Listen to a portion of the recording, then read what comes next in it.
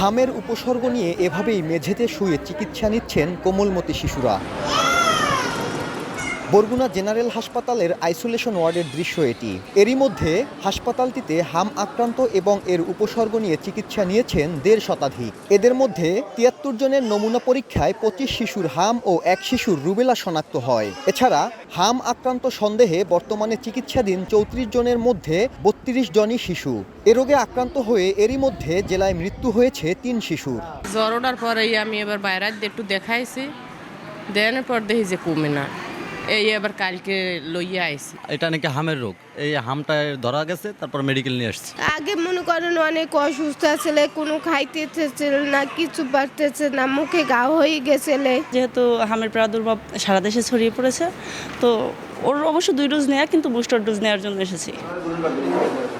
সংক্রমণ ঠেকাতে শিশুদের টিকা দেওয়ার পরামর্শ চিকিৎসকের। শিশুরা আসতেছে, অনেকেই মুঠোফোনের মাধ্যমে খোঁজ খবর নিয়েছে, তারা আসা শুরু করছে এবং ইতিমধ্যে আমরা অনেক শিশুকে টিকা দিয়েছি। হামের কমপ্লিকেশনগুলো কি?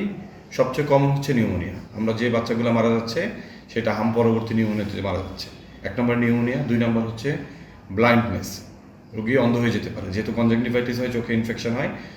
3 নম্বরটা আরও মারাত্মক, সেটা হচ্ছে গিয়ে ব্রেনে ইনফেকশন হয়, এনকেফালাইটিস। এই 3টা রোগে সাধারণত হামের বাচ্চারা মারা যাচ্ছে। টিকা কার্যক্রম সফলভাবে সম্পন্ন করার পাশাপাশি হাম মোকাবিলায় প্রস্তুতির কথা জানান সংশ্লিষ্টরা। রেসপেক্টিভ অফ ভ্যাকসিনেশন স্ট্যাটাস, আমরা এই 6 মাস থেকে 5 বছর বয়স পর্যন্ত যে বাচ্চা আছে এদের প্রত্যেককে সিঙ্গেল ডোজ হামের টিকা দিয়ে দিব।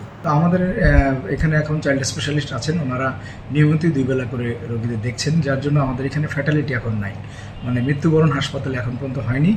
আর এখান থেকে আমাদের নিয়মিতভাবে স্যাম্পল কালেকশন করা হচ্ছে। হাম আক্রান্ত রোগীর চিকিৎসায় জেলায় 47টি আইসোলেশন বেড তৈরি করা হয়েছে। এছাড়া হামের হটস্পট হওয়ায় সদর উপজেলায় 23,000 শিশুকে টিকাদানের প্রক্রিয়া চলমান রয়েছে। সাইফুল মিরাজ, সময় সংবাদ, বরগুনা।